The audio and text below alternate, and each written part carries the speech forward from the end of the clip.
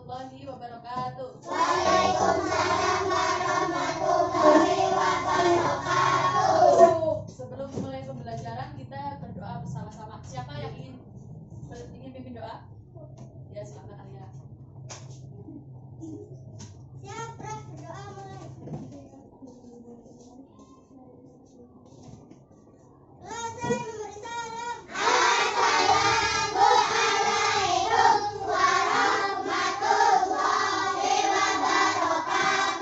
Waalaikumsalam warahmatullahi wabarakatuh. Siap-siap untuk belajar? Sudah. Bagaimana kabar kalian hari ini? Baik. Sudah sarapan? Sudah. Nah, hari ini ada yang tidak berangkat? Ada. Aida terus.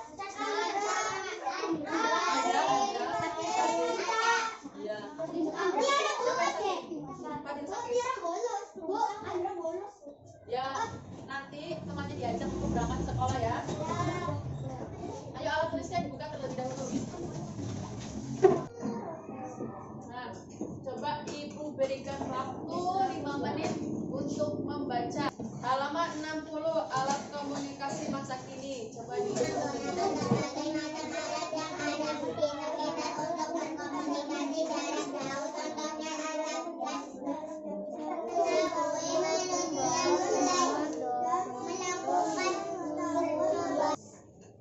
Sudah selesai bacanya? Supaya lebih semangat sebelum memulai pembelajaran, kita bernyanyi bersama. Sudah tahu lagu dari Sabang sampai Merauke? Sudah. Mari kita nyanyi bersama-sama.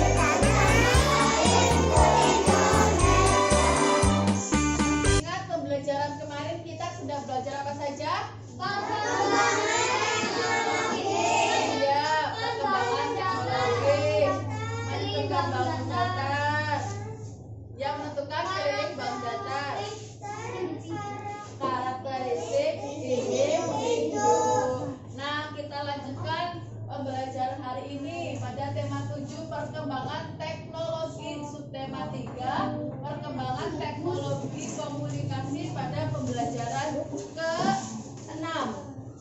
Coba kita bernyanyi bersama, tepuk semangat ya. Ya. Yuk, 1, 2, 3. Tepuk semangat.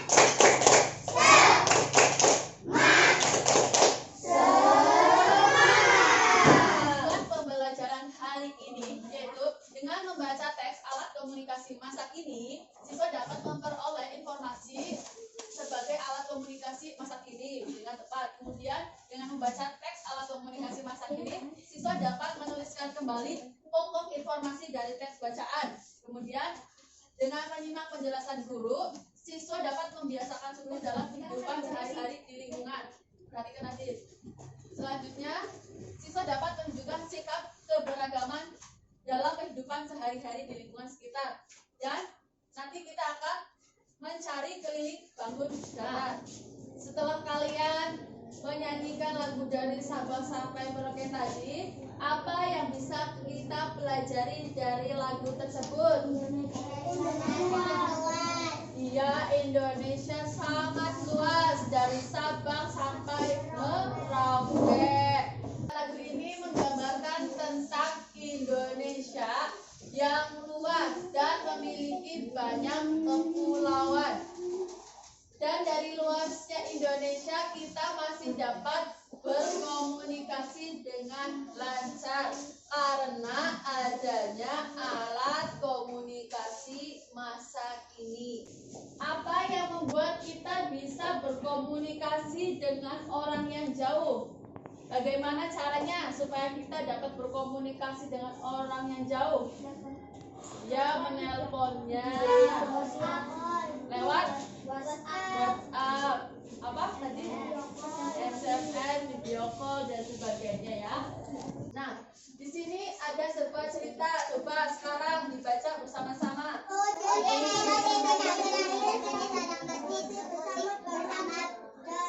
Adi dan Aito ikut bergabung. Dan Aito mengajak keduanya tentang berbahasa Jepang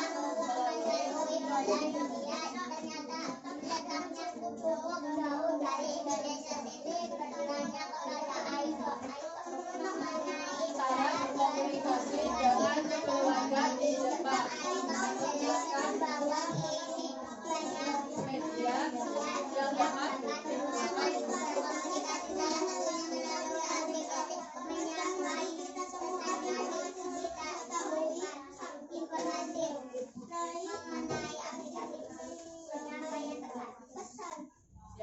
ya. Tadi ceritanya apa? Ada siapa saja?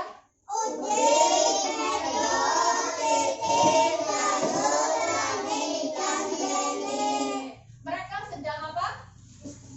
Iya, coba dunia rame. Mereka sedang berdiskusi bersama. Kemudian Bang Andi dan Aito ikut bergabung. Rupanya Bang Andi dan Aito memperpanjang liburannya. Budi dan teman-teman mengamati letak negara Jepang melalui bola dunia. Pernah melihat bola dunia? Nah, ternyata letaknya cukup jauh dari Indonesia. Sudah ada yang pernah ke Jepang? Ya. Siti bertanya kepada Aito mengenai cara berkomunikasi dengan keluarga di Jepang. Aito menjelaskan bahwa banyak media yang dapat digunakan untuk berkomunikasi. Salah satunya melalui aplikasi penyampaian pesan. Tadi seperti WhatsApp, Messenger, Facebook, dan sebagainya. Nah, mari kita temukan informasi mengenai aplikasi penyampaian pesan. Nah, coba sekarang dibaca bersama-sama alat komunikasi masa kini. Semua dibaca. Alat komunikasi untuk menyampaikan pesan dan informasi. Alat komunikasi manusia dapat berkomunikasi lebih mudah dan cepat. Aplikasi yang menyampaikan pesan saya bersama salah satu alat komunikasi yang mana tidak menggunakan aplikasi. Ayo suaranya gerak. Manusia untuk membuka dan update aplikasi. Sudah?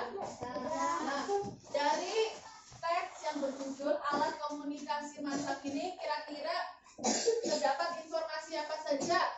Dari paragraf 1. Manusia membutuhkan alat komunikasi untuk menyampaikan pesan dan informasi. Ilmu alat komunikasi berkembang agar manusia dapat berkomunikasi lebih mudah. Ibu ingin bertanya, apakah kalian memerlukan alat komunikasi? Iya, untuk saat ini, pada masa sekarang ini sangat perlu alat komunikasi agar berkomunikasi dapat lebih mudah dan cepat. Nah, aplikasi penyampaian pesan merupakan salah satu alat komunikasi yang mudah digunakan. Aplikasi tersebut harus diunduh di dalam ponsel atau di dalam HP ya, tablet atau komputer. Yang termasuk ke dalam aplikasi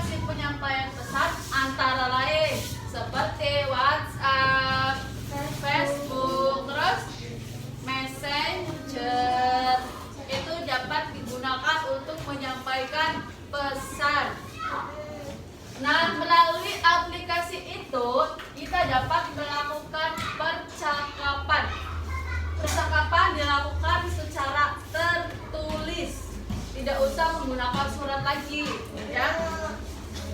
Pesan suara maupun panggilan video, bisa video call lewat Facebook, terus Messenger dan WhatsApp. Jadi kita bisa tahu di sana sedang melakukan apa. Nah, coba perhatikan dulu. Penggunaan aplikasi penyampaian pesan memiliki aturan khusus. Aturan secara umum adalah pengguna harus berusia 13 tahun ke atas. Apabila masih anak-anak harus dengan pengawasan orang tua. Berarti kalian coba umur berapa? Sekarang umur berapa? 8 tahun. Berarti jika kalian ingin menggunakan WhatsApp, Messenger atau Facebook, harus dengan pengawasan orang tua, ya. Nah, setelah membaca dan memahami teks, dapatkah kamu menemukan macam-macam alat komunikasi masa kini? Nanti Ibu bagikan ya. Nanti ditulis di sini. Macam-macam alat komunikasi masa kini apa saja ditulis di sini. Kemudian tuliskan informasi dari setiap paragraf berdasarkan teks yang telah kamu baca. Nanti dituliskan di sini ya. Informasi apa saja. Ibu bagi kelompok terlebih dahulu. Kelompok 1 terdiri dari 4 orang. Kelompok 2, kelompok 3, kelompok 4 ya. Nah, boleh berkelompok terlebih dahulu.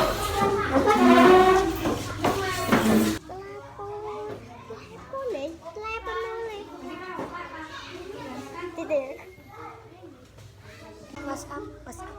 Tulis WhatsApp. Messenger.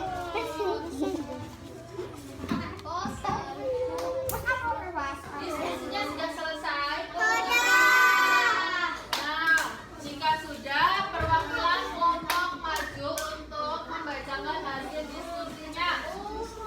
Kelompok mana dulu yang ingin maju? Kelompok 4, ya silakan. Siapa perwakilannya? Ya silakan Laili. Macam-macam alat komunikasi masa kini. WhatsApp, Facebook, Messenger. Tuliskan informasi dari setiap paragraf berdasarkan teks yang telah kamu baca.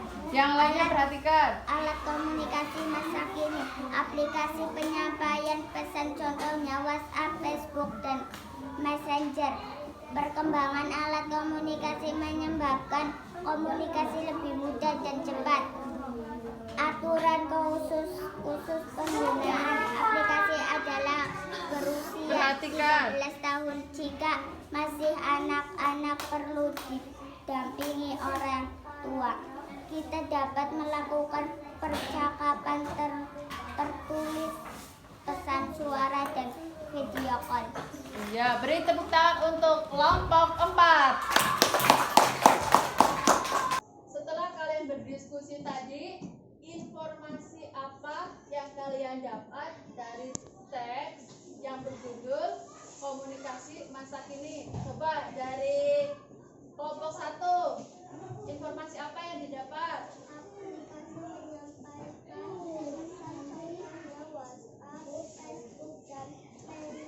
Messenger, iya. Kemudian kelompok 2, informasi apa yang didapat?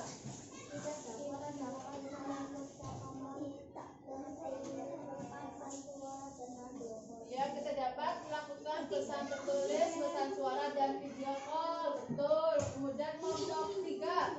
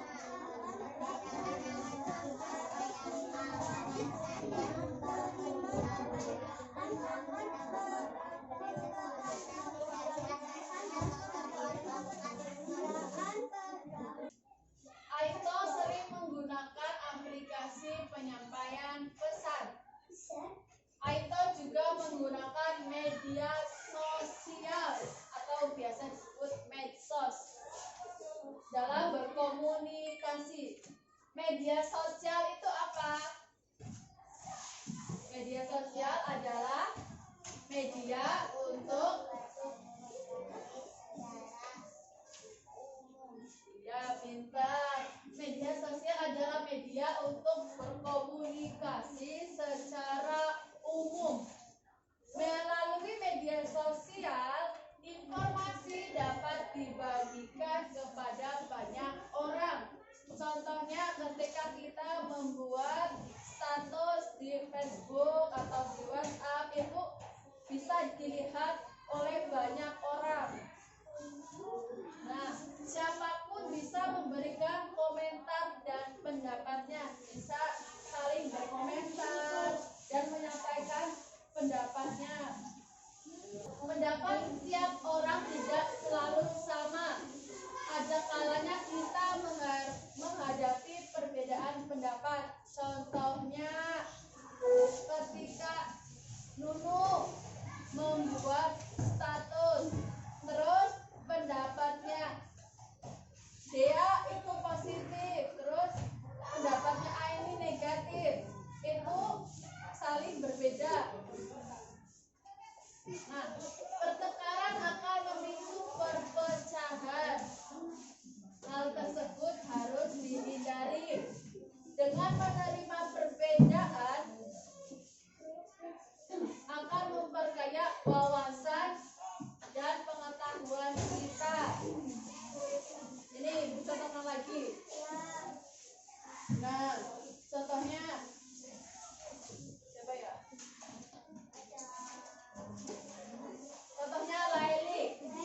Nah, Laili membeli buku cerita dongeng si kancil.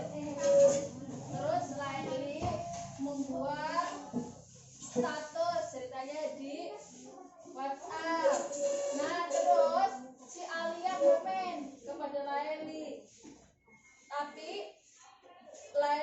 si Alia ini memberikan komen yang positif, yang membangun. Contohnya, Laili, bukunya bagus, boleh saya pinjam? Jadi seperti itu. Nah, terus si Mana memberikan komentar kepada Laili. Laili, kok bukunya jelek? Nah, komentarnya negatif, tidak membangun. Nah, dari perbedaan pendapat itu kita harus saling toleransi. Paham? Nah, mari belajar toleransi dari asal mula soto kerbau khas Kudus. Siapa di sini yang pernah makan soto? Ya, semuanya pernah ya. Belajar toleransi dari soto Kudus. Siapa yang pernah makan soto ayam? Aku. Soto sapi? Aku. Ya, soto aja. Soto ada soto ayam, soto sapi, soto kerbau, berbeda-beda kan? Nah, coba dibaca bersama-sama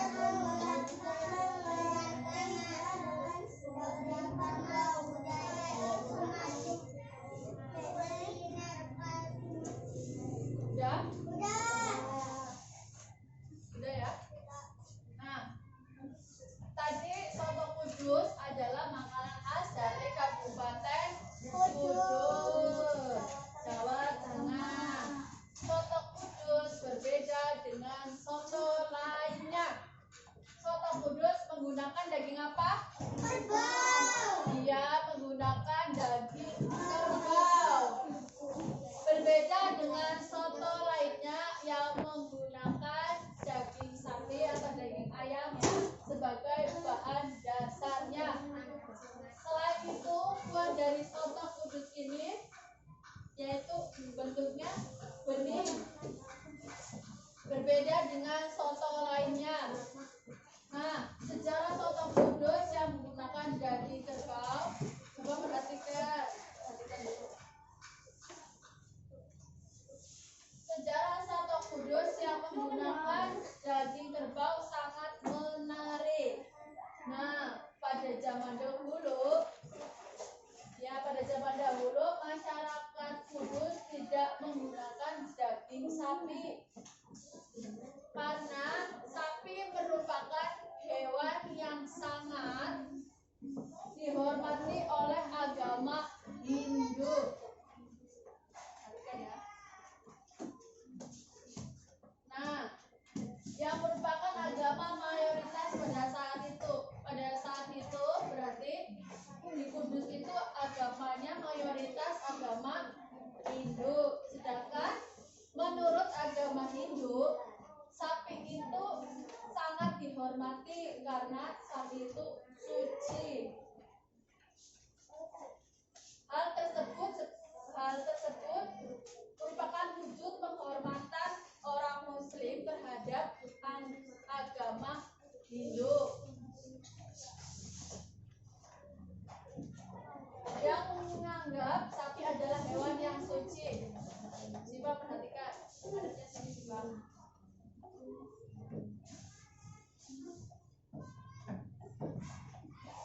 Menurut sejarahnya, saat pengaruh Islam masuk ke daerah Kabupaten Kudus, masih banyak masyarakat Kudus yang memeluk agama Hindu.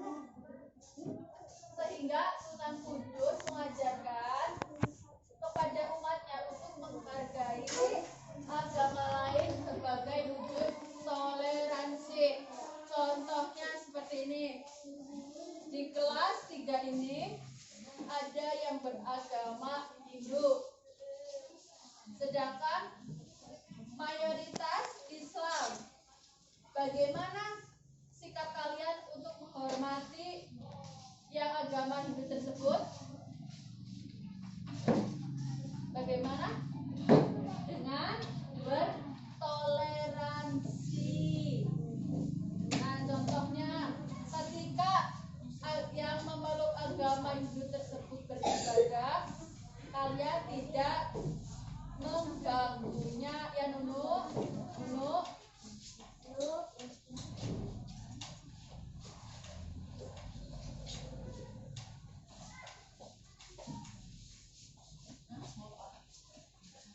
Belakang terus, tidak usah. Itu. Tidak usah.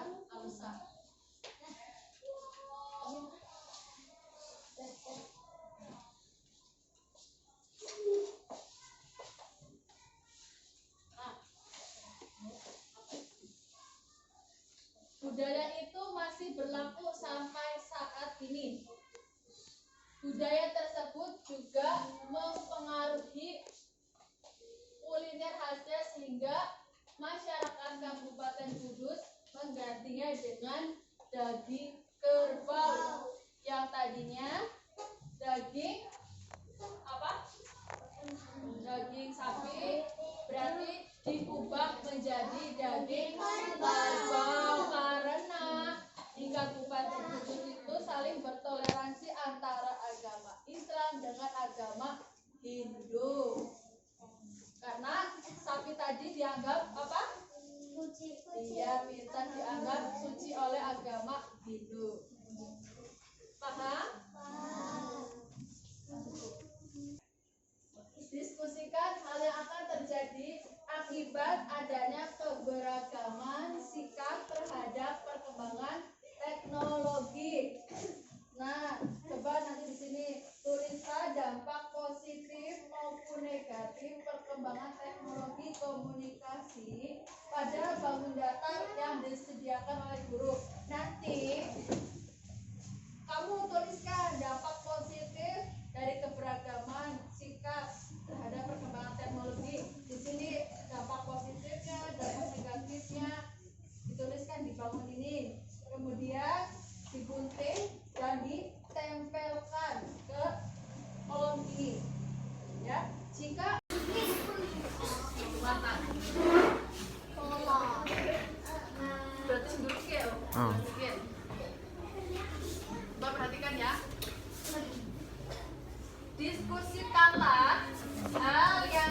terjadi akibat adanya keberagaman sikap terhadap perkembangan teknologi. Nah, karena adanya perkembangan teknologi pasti ada dampak positif dan negatifnya. Nah, nanti tuliskan di bangun data ini yang sudah ada ya. Dituliskan di sini dampak positif atau negatifnya. Kemudian setelah dituliskan di sini digunting dan ditempelkan di kolom yang sudah disediakan. Ini contohnya yang di sebelah kanan. Terdapat dampak positifnya, berarti nanti ditempelkan di sini di dampak positif. Terus jika pengaruhnya negatif, maka ditempelkan di kolom yang negatif ini. Paham? Paham, Bu Guru. Iya. Ibu, kelompoknya seperti yang tadi ya.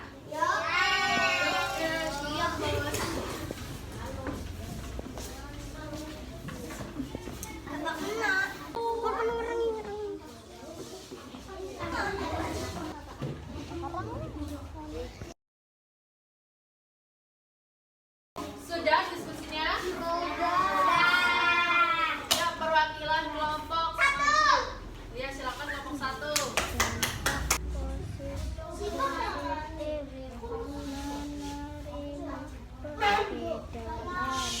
Ya. Belajar memaafkan. Dampak negatifnya. Dampak negatif. Alia perhatikan. Pertengkaran. Tidak mau bersatu. Ya, betul. Beri tepuk tangan untuk kelompok 1. Sekarang kelompok 2. Ya, silakan Nunu. Dampak positif. Berbagi informasi, memperkaya wawasan, berbeda pendapat, Memecah memecah antar suku. antar suku. Ya, betul. Beri tepuk tangan untuk kelompok 2. Sekarang kelompok 3, silakan. Perwakilannya siapa? Ya, Tasya. Dampak positif belajar memaafkan, menerima perbedaan. Dampak negatif menimbulkan perbedaan, memecah antar suku. Ya, betul. Beri tepuk tangan untuk kelompok 4. Nah, tadi kan kalian sudah menuliskan dampak positif dan negatifnya ke dalam bentuk bangun datar. Nah, kita dapat mengukur keliling suatu bangun datar. Salah satu alat ukur yang digunakan adalah salah satu alat ukur yang dapat digunakan adalah menggunakan satuan. Nah, contohnya seperti ini. Dalam satu ini berarti 1 cm. Yang satu ini 1 cm ya. Seperti yang tadi. Satu kotak ini berarti 1 cm. Nah, untuk ini coba perhatikan. Persegi ada berapa kelilingnya yang di bawah? Ada 3 cm. Ke atas 3. Yang sebelah sana 3. Terus ke bawahnya 3. Berarti 3 ditambah 3 ini, terus ditambahkan 3 ya atas, ditambahkan 3 sebelah kanan sama dengan 12. Berarti keliling dari bangun di atas adalah 12 cm. Paham? Berarti soal yang nomor 1 paling kanan atas berapa senti itu? 5. Yang bagian bawah dulu berapa senti? 1 ditambah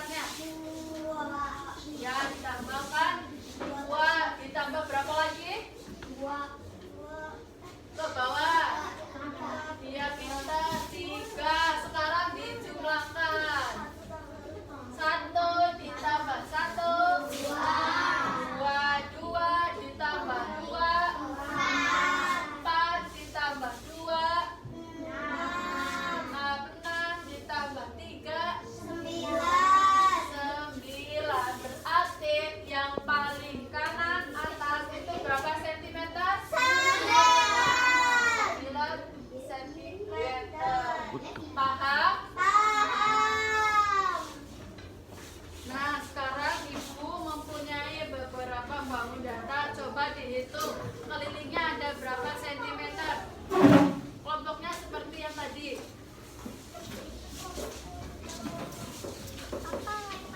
Sudah semua? Sudah, jika sudah, duduk kembali. Ya, coba perwakilan kelompok maju. Kelompok mana dulu? Oh, kelompok 2, silakan. Silakan, siapa perwakilannya? Ya, silakan Adi. Kelilingnya 9, gambar 2, kelilingnya 12, gambar 3, kelilingnya 12, gambar Perhatikan 4, 10, gambar kelima. kelilingnya 12, Ya. gambar 6, kelilingnya 16, Ya. gambar 17, Gambar ke 7, 12, ke 8, gambar 8, 12, gambar ke 9. 16. Iya, betul. Beri tepuk tangan untuk kelompok 2. Nah, sekarang kelompok berapa? Ya, silakan kelompok 1. Yang lainnya perhatikan. Gambar nomor 1, 9, gambar nomor 2, 12, gambar nomor 3, Adit. 12, gambar nomor 4, 10, gambar nomor 5, 12, gambar nomor 6, 16, 7, 12, gambar nomor 8, 12, gambar nomor 9, 16. Ya, betul. Beri tepuk tangan untuk kelompok 1. Coba, jika sudah paham, mari kita simpulkan bersama-sama. Kesimpulannya apa? Kemajuan teknologi kita bisa berkomunikasi dan bersosialisasi dengan yang jauh tempatnya. Media sosial adalah media untuk berkomunikasi secara umum. Dapat dibagikan ke banyak orang.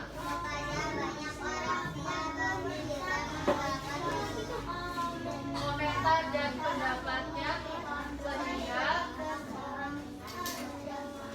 berbeda pendapat sangat mungkin jika tidak ada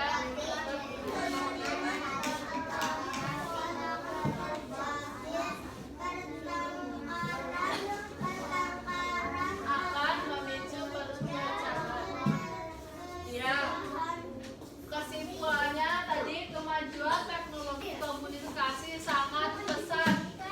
Kita bisa berkomunikasi dan bersosialisasi dengan orang yang jauh tempatnya dengan apa? Dengan ya, bisa dengan WhatsApp, Messenger, video call, Facebook dan lain-lain. Nah, media sosial adalah media untuk berkomunikasi secara umum. Melalui media sosial, informasi dapat dibagikan ke banyak orang. Siapapun bisa membagikan komentar dan pendapatnya, sehingga berbeda pendapat sangatlah mungkin.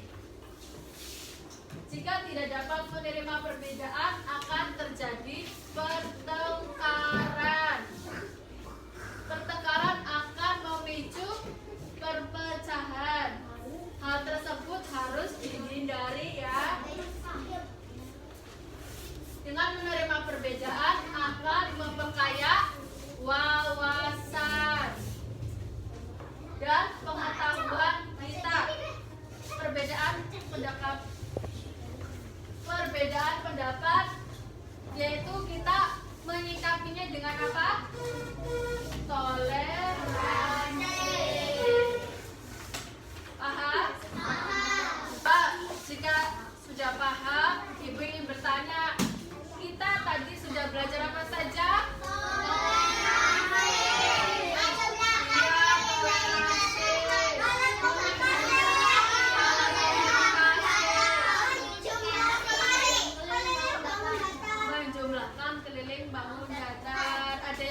caranya?